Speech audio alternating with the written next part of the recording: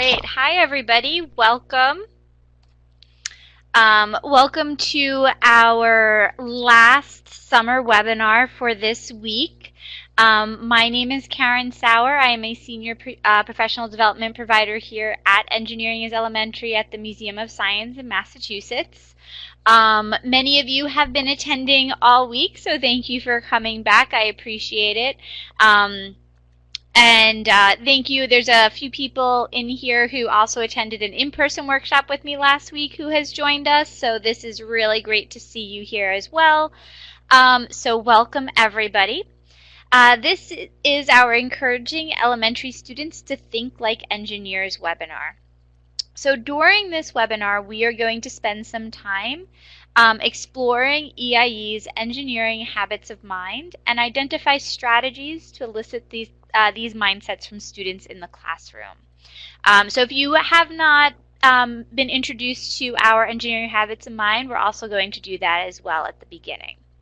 But before we go into that, last time this week, I'm going to review one of the tools we're going to be using in this webinar, our participant status. So at different points through the webinar, I might ask you to change your status to agree so I know that you're following along and the video has ended on your end and we're ready to move on. So if you notice there's a little person at the top of your screen waving at you, if you click on that person, you get a drop-down menu. On the drop-down menu, you have a number of choices to choose from. If you click the agree status, your status will change to agree, and I'll know that you're ready to move on. So what I want to do right now is if everybody can practice changing their status to agree. I know some of you have gotten really good at this because you've done it for every webinar you've attended so far. Great. So it looks like everybody has been able to find the agree status. Wonderful. Let's also practice clearing our status. So if you go back up to that little person waving at you at the top of your screen. So again, you see that little person kind of standing up there at the top of the screen waving. If you click on them, you get your all your status options. And one of the options now will be to clear your status. All right. So now that we've all had a chance to practice, one other thing I just want to let you know is I do have some two other people behind the scenes helping me out today. So if you have any other technical problems, you can always put it into the chat pod, and you can chat with them, and Nia and Matthew will help you out. All right, so getting started with our webinar this morning. I want us to think about what skills or behaviors do we want or do you want your students to improve in this upcoming school year. So whether your school year is starting next week or not, I want you to think about what are some skills or behaviors you want your students to improve. And what we're going to do is we're actually going to put these skills or behaviors into our word cloud. So we're setting it up right now so we'll be able to generate a nice word cloud as a group. And I want you to put in those skills and behaviors. And as you put them in, you'll notice our word cloud will begin to grow. If you see a word in there that somebody else has put in and you agree with them and you would like your students to work on that as well, please put it in a second time because those words start to get bigger and bigger and we can see which ones people are most interested in working on with their students. And you can see we already have a nice theme here, collaboration and teamwork, which I feel are interconnected, critical thinking as well. Those are the ones that are coming up nice and big, nice and strong. I can see the word confidence in there, and we do want our students to be confident learners and to believe in themselves. That's a way that they can kind of persist and overcome failure and move through challenges. So again, thinkers, communication. So there's a lot of great words here. So I'm going to give people another couple seconds to continue adding their thoughts in. Before we download this. So we'll give you maybe another 5 or so seconds and then we're going to download this word cloud and we'll bring it back later so we can look and see how it compares to some of our thinking that we're going to be doing throughout this webinar today. I like that leadership and independence, problem solvers. There's a lot of skills that you want your students to work on and this is wonderful. All right, so as we're downloading this, I'm going to, like I said, we're going to come back to this at a later point, and we will have a chance to kind of compare it to what we're doing. And it looks like I think we're almost done downloading it. Yep, we are. So I'm going to move into our next layout. And I just want to quickly give you a little more information about EIE. I know that a lot of you, I think, are using EIE based on conversations we've had in the last couple of webinars you've attended. But if you aren't, I want to make sure you have a little bit more information about us as a program, especially being that we're going to be talking a little bit about our habits of mind that we have described. So EIE is a research-based, standards-driven, and classroom-tested set of curriculum. We consider ourselves to be research-based because we do spend a lot of time learning a little bit about, student perspective, their understanding of engineering, and we have used that information to support our development. We also do a lot of research on the curriculum that we are developing to ensure that it fits with students' needs and teacher needs. We are standards driven. We focus in on what science content and what science standards teachers are looking to teach around, and that's where the initial Engineering as Elementary curriculum came from. We looked at the top 20 science concepts that are taught across the country, and we created engineering curriculum to support and extend those experiences for your students. And then the last thing is classroom tested. Once we're done writing this, we take this out into the classroom at least twice. We do 2 rounds of pilot testing in multiple classrooms for each unit. And we get a chance to let teachers engage in the experience, and we get feedback from both the teachers and the students to learn a little bit more about what their thinking is. So our mission is to support educators and children with curricula and professional development that develops engineering literacy. So if these are our focuses, I do want to just go over some quick definitions of engineering and technology. So at EIE, we consider technology to be anything created by humans to solve a problem or meet a need. And you can see that one of the examples we like to talk about is a spoon. It's a very basic technology. You might not think about it when you first hear the word technology, but a spoon is something that was designed or created by a human to solve the problem of eating food, maybe eating soup, something that's hot. So a lot of thought went into the spoon, and it is considered a technology. So it's kind of interesting. Might have broadened your definition of technology. And then an engineer is someone who designs those technologies. So somebody who determines there's a problem and thinks about how can we solve that problem by creating something. So we use these 2 concepts in our curriculum. We also, in addition to this, we also use the engineering design process, and you can see we do have 3 different types here. At this point, if you have been using the Engineering as Elementary curriculum, you might have noticed that the one in the middle is one that you're familiar with, though this one does have some more pictures added. So we have updated our engineering design process to have some images to allow visual learners to better connect with the engineering design process. And we use this one in our Engineering as Elementary. We also use it in our upcoming EIE for kindergarten, which is going to be released in the fall, and our Engineering Adventures, which is our out-of-school setting, grades 3 to 5.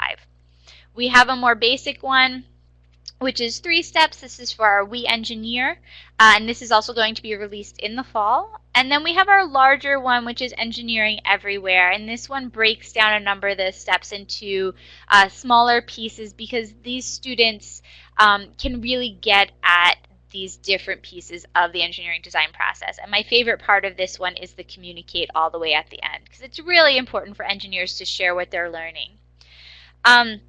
So keeping in mind all of this then, what technology and engineers are, and they use the engineering design process, I'm going to give you a little history around how we came about our EIE habits of mind. So the National Academy of Engineering in 2006 came up with 6 ways of thinking. So systems thinking, creativity, optimism, collaboration, communication, and ethical considerations. And you can probably see that these are actually what we sometimes consider 21st century skills. So the National Academy of Engineering did actually note that these are not unique skills to engineering. They are these essential skills for citizens, and these are things that we want our students to engage in throughout our curriculum. But this is one thing that we definitely have looked at and thought about. Something else when it comes to engineering, many people are familiar with the next generation science and engineering practices. This is another way to look at engineering in the classroom. So you have these 8 categories. The engineering practice, if you are familiar with these, you probably recognize that usually the first part of the practice is the science practice, so asking questions, and then the second part, the defining problems, would be the engineering part of the practice. There is a little bit of overlap between the two, but that's usually when you look at them, you can see some of those, some of how they separate out. So this is something else, another great way to think about engineering and those skills that your students need to really think like an engineer and solve problems like an engineer. But at Engineering is Elementary, we have spent a lot of time in the classroom with students. We have recorded a lot of classroom video. If you've attended any of the webinars this week, you've had a chance to watch some of this video with us. And if you haven't, please go onto our website and take a look. There's a lot of great stuff there. But as we watched all this video, things started to emerge and patterns started to emerge from the video. And we were noticing that students engaging in engineering were developing what we are considering engineering habits of mind. And we do have them listed here. You can also see them on our website as well. There are 16 habits of mind. And you can see that there's some commonalities between our habits of mind and the NGSS practices. So let me find it. Models. So construct models and prototypes. If you're familiar with NGSS, you know that one of the practices also revolves around models and prototypes. But one of my favorite engineering habits of mind is students beginning to self-identify as engineers. And I think that's a really important thing that we want to instill in our students and something that we want them to get out of an engineering experience. So while there is overlap between what the National Academy of Engineering has said and what next generation science standards have called out, we've called out a couple more things that we feel are also really important when it comes to engaging in engineering in the classroom. Right, so this just gives you a little bit of history around our habits of mind, gives you a little bit of other documentation that's out there around student thinking in engineering. But what we're going to do now is we're going to have a chance to actually watch one of our classroom videos. This is one of our engineering habits of mind snippets that we have.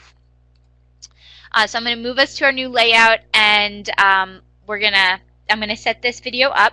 You can see that on the side of your screen now you have all of the habits of mind listed out.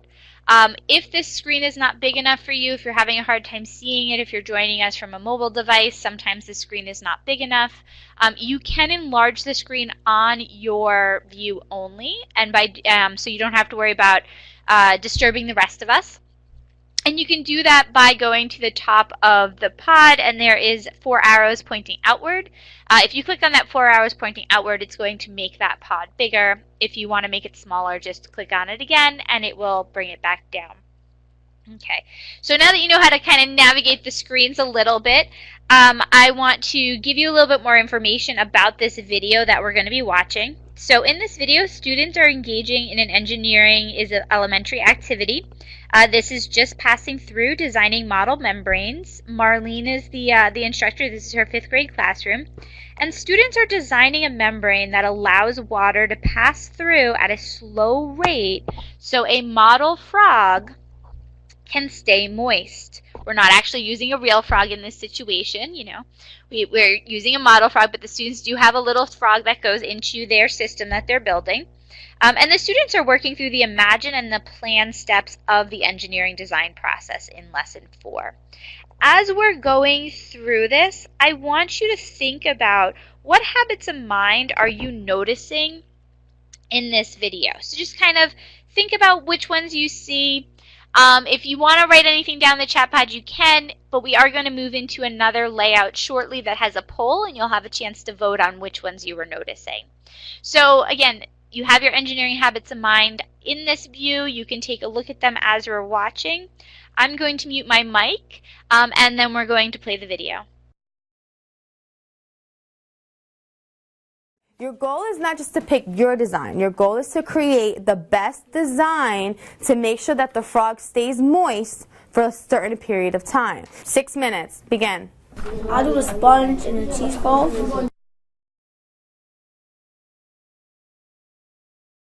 Because the cheesecloth won't go on top. The sponge will go on the bottom. The sponge is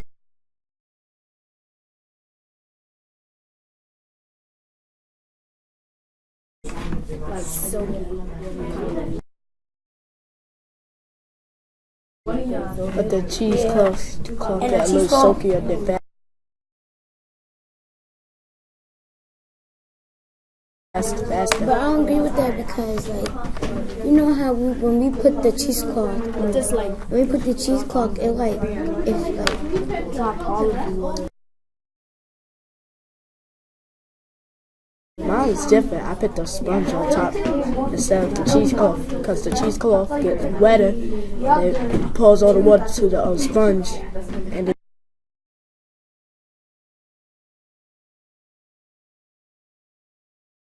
it drips fast. You can pick y'all two because y'all together.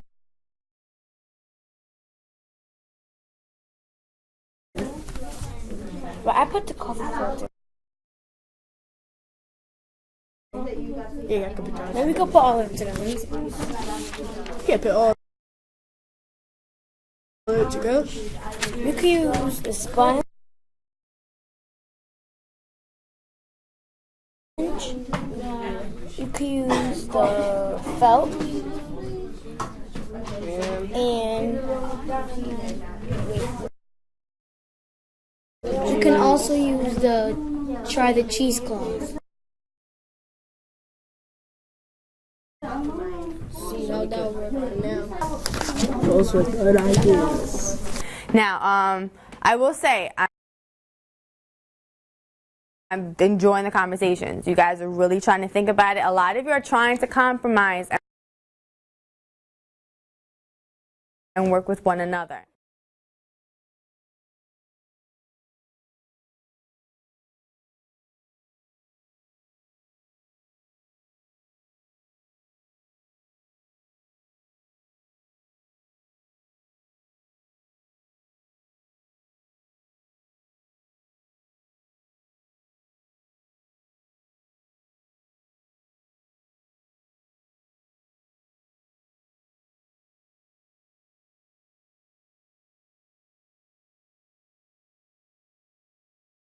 Alright, so it looks like a lot of you got to the end of that. I know it buffered a little funny on my end, so hopefully you guys weren't having problems as well. But hopefully it played all the way through for you.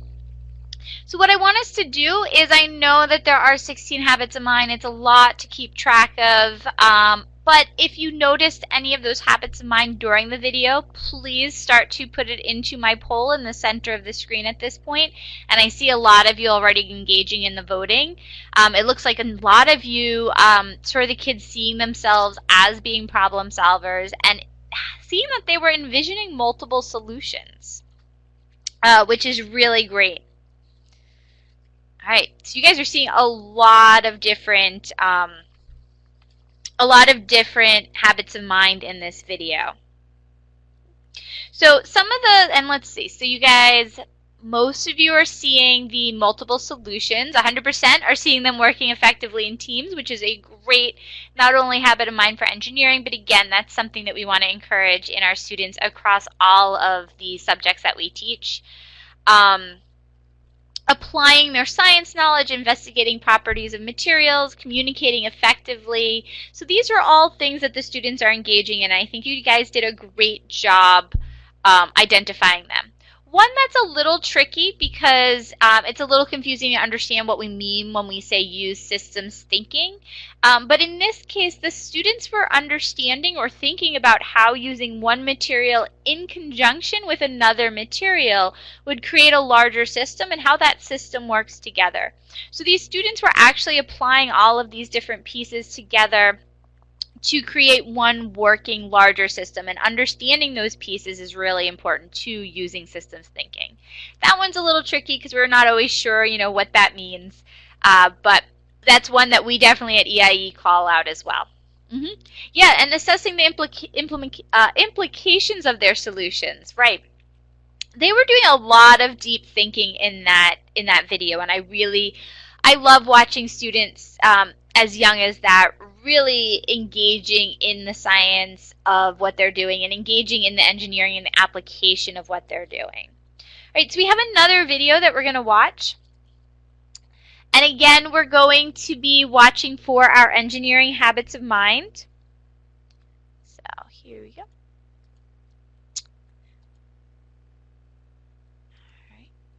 All right, so in this one, what we're going to do, oh, sorry, no, I went too far. So these are some of the ones, like I said, that we really see. Sorry, these are the ones that I want you guys to look for in this video. So there's a lot of habits of mind that are going to be in this video that we're going to watch right now. But again, 16 of them, it's really hard to look for. And sometimes when we see the habits of mind in action, they're just small pieces.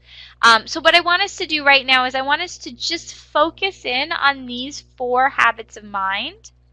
And I want us, as you're watching the video, to think about where are you seeing this happen? What are the students doing to kind of practice or support this habit of mind? Right? So again, when we get to the end of the video, please change your status to agree so that way I know that the video has completed on your end, and we can move on to the next part of our conversation. All right, so again, I'm going to mute my mic and we're going to play the video.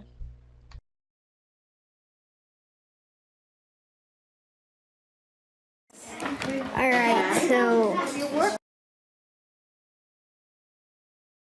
is that connecting or repelling? I don't know. Check if that's repelling or connecting. That's connecting. Now we will test the magnetic levitation transportation system.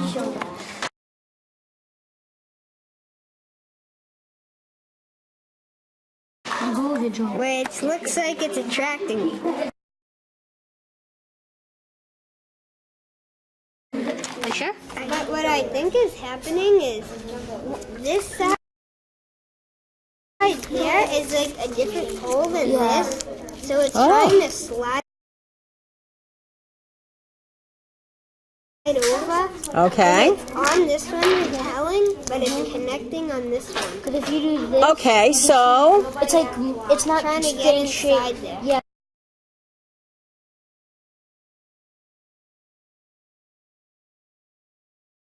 It's trying to go like that. So it's trying to hop itself. If we made it a little bit wider or lost some of the magnets that run through the middle, it would work better.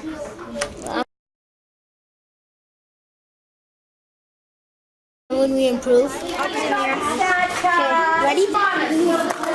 Yes, we made it. We made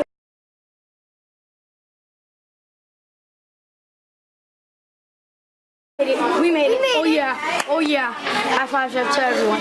Oh yeah.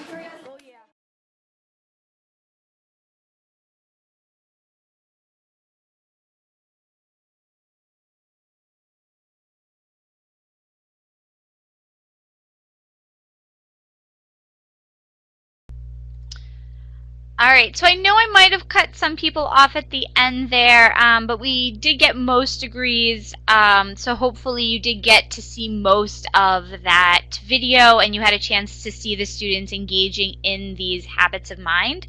One thing I realized is I didn't really set that video up. I didn't give you so much information, so you might have noticed the students were engaging in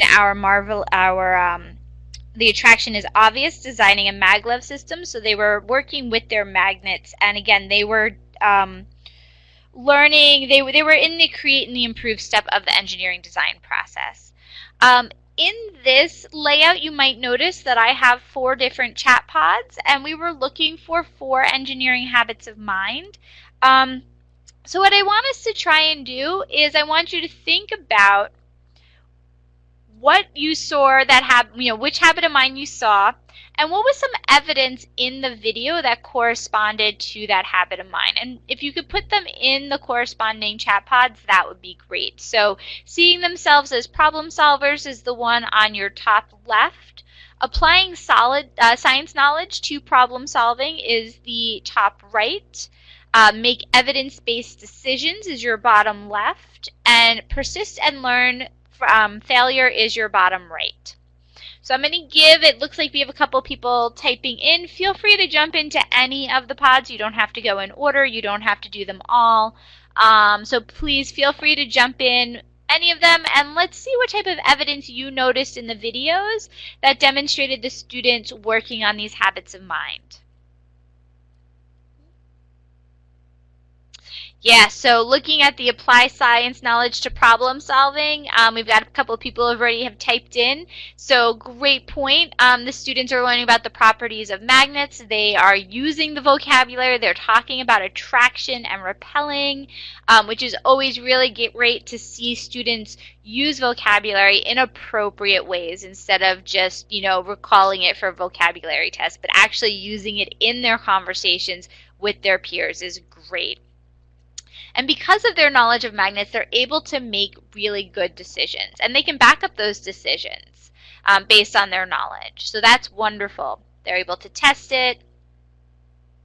Yep, he knew about attraction and repelling, and he really wanted to make it work. All right, so I'm going to move to one of the other pods. I'm going to move to the one where they see themselves as problem solvers. Right, they didn't ask for this teacher's help. This video was just the students. They were discussing the problem and talking about, and then sharing this with the teacher. So the teacher wasn't there to kind of tell them what to do, but to listen and learn and, understand what the kids are doing. They explained what they thought was going wrong, and then they worked as a group. And they all were able to bounce ideas off each other. This is something that just doesn't happen overnight. So if you are not currently doing project-based learning in your classroom or design challenges, the first time you do it, you might not see these types of conversations between your students. This is something that they have to learn how to do and they have to practice.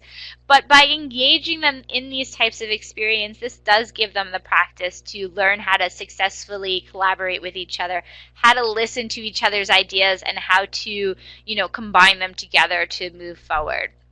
So moving to persist and learn from failure, they talked about improving their designs. They didn't they didn't just walk away from their design. They realized there was a problem. They pulled in the information that they had about magnets, and they discussed what some of these solutions were. So they didn't just say, this design doesn't work, and put it to the side and go try again. They actually thought reflectively about their design and worked together to improve it.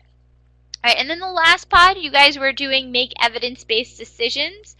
So they evaluated how their system worked, and they were using evidence about their pushes, their traction and repelling from the magnets. Yeah, and I like that, right? Actually using the magnets were there in front of them, and they were able to demonstrate and explain what they meant. So not just through communication, through their discussion, they were able to demonstrate visually as well, which is another great way to communicate and help them express their thoughts to other students. Great, so I think you guys did a wonderful job looking at this video and thinking about all of these different habits of mind. One thing I do want to just mention, I believe it was at the very end, the students high-five each other and they go, "We did it!" And there's like a celebratory piece there. I really see that as a nice way to think about the students seeing themselves as problem solvers. They really felt that emotion behind their success, and they know that they can overcome those problems. So I think that's always really exciting when you see the kids, get that excited during a classroom activity. Okay. All right, so we have another video that I want us to watch. This time, this video we're going to be thinking a little bit about the teacher and how the teacher is using some facilitation strategies to elicit some of the habits of mind from his students. So this is Steve. Steve's class is a second grade classroom. They're working on lesson 3 of To Get to the Other Side, Designing Bridges. The class just finished testing 3 types of bridges, a beam, an arch, and a deep beam. And they were looking to see how much weight each bridge can support. The groups are going around and they're sharing their results on which bridge held the least amount of weights, but they're noticing that one group of students had a different result from the rest. So this video is going to show you the class discussion about the discrepant data after the students had time in their groups to reflect on their results. So again, after this video, if you wouldn't mind just changing your status to agree, so I know the video has completed on your end. We're going to give a little bit time at the end also to let it play back for everyone. And while you're watching, again, we have our habits of mind up on the screen. I want you to think about the habits of mind and think about which ones Steve is encouraging his students to engage with. All right, so I am going to mute my mic and we're going to play our video. And I really like this one. This one's really cute. All right, here we go. All right, friends, let's talk. John was telling me why they have the beam bridge and we have the arch. He said maybe they were throwing the weights in. So you're thinking that you guys threw in your weights? We did. Oh. Well, at first, and then you told us, then Grace told us to drop them in lightly, so we had to do it all over again. So you redid your experiment again, so this ended up being when you place. Well, we didn't redo that one. We did all the others. Wow. Wow. Wow, wow. That is a huge realization. They just admitted, which is fine, thank you for admitting, I love honesty, that they redid the other experiments using light weight, but they forgot to go back to the arch bridge and gently place it. Is their data off? Yes or no? Raise your hand, yes. Raise your hand, no. Did they do something different for one bridge than the rest of the bridges? Yes. So can we use their data? No, because it's not treated equally. That's a hard lesson to learn, isn't it? All right, so it looks like everybody was able to get to the end of that video, so great. I have a new chat pod here that we're going to be using, a nice fresh one. And what I want you to do in this chat pod is I want you to think about which of these, again, habits of mind you noticed Steve encouraging his students to engage in that video. And again, if you wouldn't mind providing some evidence of where in the video you saw that. So think about the habits of mind he was trying to get his students to think about. And write it down in our facilitation strategies. And again, think about where in the video it was and maybe provide a little evidence. Right, he was encouraging them to persist. And thinking about, again, that evidence of where in the video. So link the habit of mind with something that made you think about that one.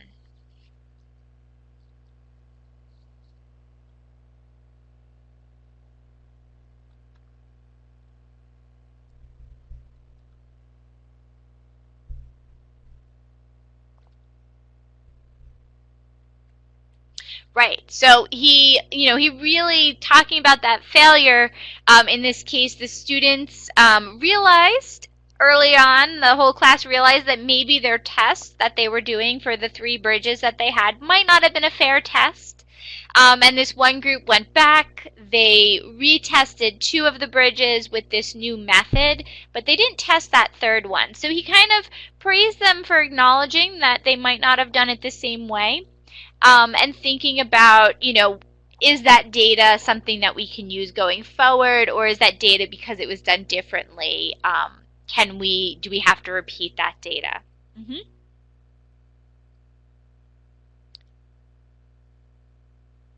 Right, communicating effectively, like he was probing them for more information, asking them a couple of follow-up questions, and having them think about the implications of their data.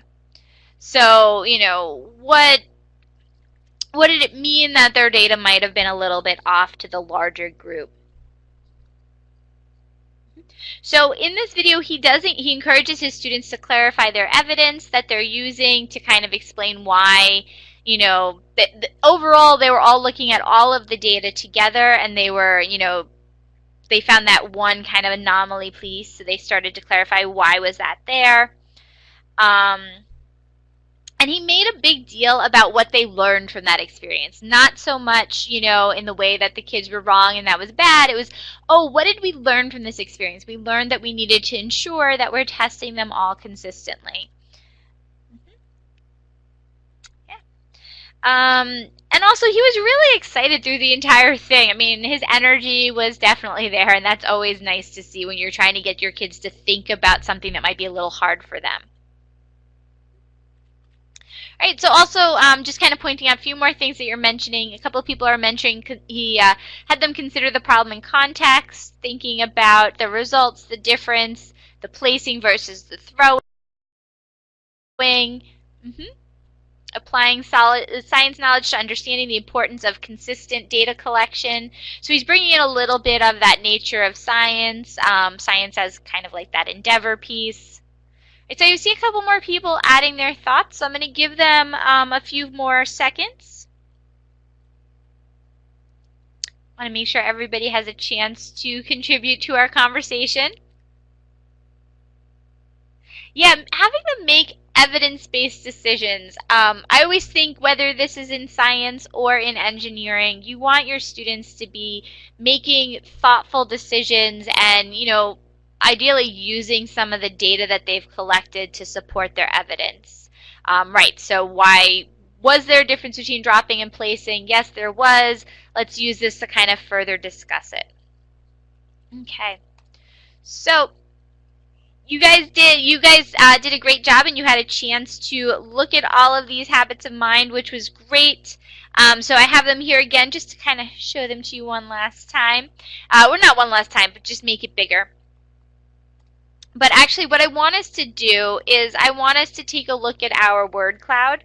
So classroom application, thinking about the word cloud that we created at the beginning of this webinar and comparing it to our habits of mind that Engineering is Elementary has come up with. And I want you to think about and remember, this is our prompt. What skill or behavior do you want your students to take away with them in this upcoming school year, at the end of the school year?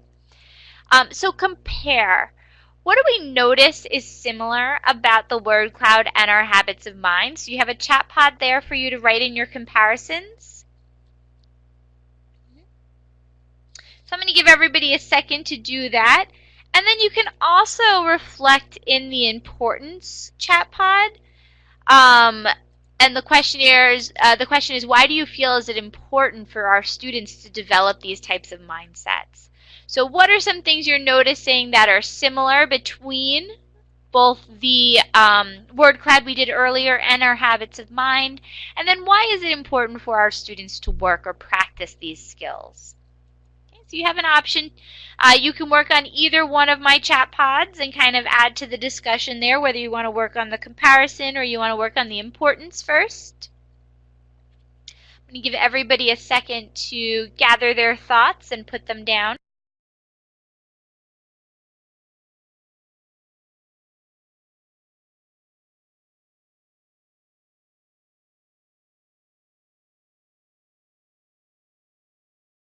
I'm seeing a lot of overlap between what all of you were thinking about at the beginning of this webinar, our collaboration, that confidence level, teamwork, critical thinking. All of these things are showing up in the engineering habits of mind. By having the students engage in these project-based learning experiences gives an opportunity to engage in these skills that they might not need to do if they're only worried about memorization and recall, but to actually be working in teams. They have to build their communication skills. They have to learn how to make those evidence-based decisions as a team. So looking in the chat pod where you guys are talking about the importance is when the students are collaborating, right, they are able to have these wonderful habits of mind. They will naturally be working on these skills, which is great. And as a teacher, we want to provide our students with these opportunities for them to engage in these skills. And creating authentic experiences that are relevant and engaging are also really important, because if we want our students to really engage in an experience, it needs to be something that's relevant to them. Something that they're going to want to work with other people on, and something they're going to want to really persist and overcome any failure or challenges, because if it's something they're not engaged in and they start to have a problem, they might back off and decide that they don't want to work on it anymore. So definitely, these are great things that come out of the engineering, and like also mentioned in the importance, these are applicable beyond engineering. Engineering is a great place to practice them, but they can also be practiced in many other subjects. And once they're, learned or kids get comfortable with them in engineering, it's also easy to transfer them to other subjects. Yeah, it almost looks like the words in our word cloud can be umbrellas for our habits of mind. We can almost put them into kind of categories, which might be helpful because there are 16 of them, and sometimes it's a little hard to navigate them because they are complex ideas. So thinking about what types of categories you might want to group these habits into would be really great. All right, so I like all you guys are giving me some really great comments. This is wonderful. Wonderful. All right, so one thing we do want to share with you. Let me just, there we go. So what we do have here, this is something that you can download. So I definitely recommend you download it now. If you click on the resources, this little kind of pod at the bottom of your screen, it says Evidence Sheet, Habits of Mind. And so what we've created is this one-page sheet for you to use in your classroom. So as a teacher, again, the 16 habits of mind, there's a lot to look at there. And what I would really recommend for you as a teacher, if you want your students to, really become engineer thinkers, is pick 2 to 5 of these that you want to be working on when you engage in an engineering challenge with your students. Which ones do you really want to come to the front? All of these are going to be happening throughout, but which ones do you want to be focused on as the teacher, and maybe even call attention to in some cases? So what I would do, this is definitely, this sheet, the way it's written, is for you to kind of make some observations in your classroom on your own and think about, is this present in your classroom? And then have you write down some evidence. I also think that this would be a really great tool when you're writing your lessons or you're getting ready to engage in an engineering challenge, is read through the activity that you're planning on doing with your students. Check off the ones that you see are present there. You can even provide some evidence. But you might also want to give yourself some notes on, be sure to be explicit about this with your students, or be explicit when you're talking to your students.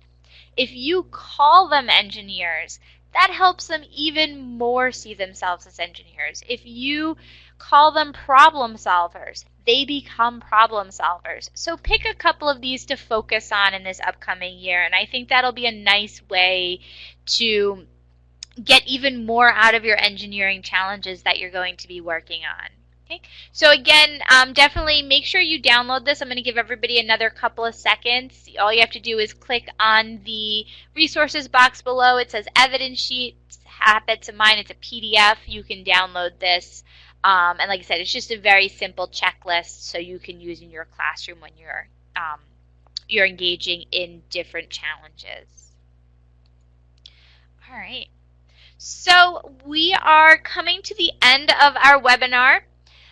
So I'm going to actually move us, I'm going to move us to our wrap-up layout at this point. We're going to come to the end. This is an opportunity for you to ask me some questions. Oh, look, I do have my evidence sheet here as well, so that's great. Under the evidence sheet, there's another thing. So if you did want a nice PDF copy of the Habits of Mind, that nice kind of double column image, that's here in the resources as well, Habits of Mind. So you can download that in addition to the evidence sheet. But again, I definitely recommend going to our website and watching our different snippets that we have on the Habits of Mind. I know that Nia and Matthew put the link into the chat pod a couple of discussions earlier. We can see, hopefully they'll add it back into this chat pod now so that way you have it readily accessible if you'd like to go visit that after we're done with our webinar.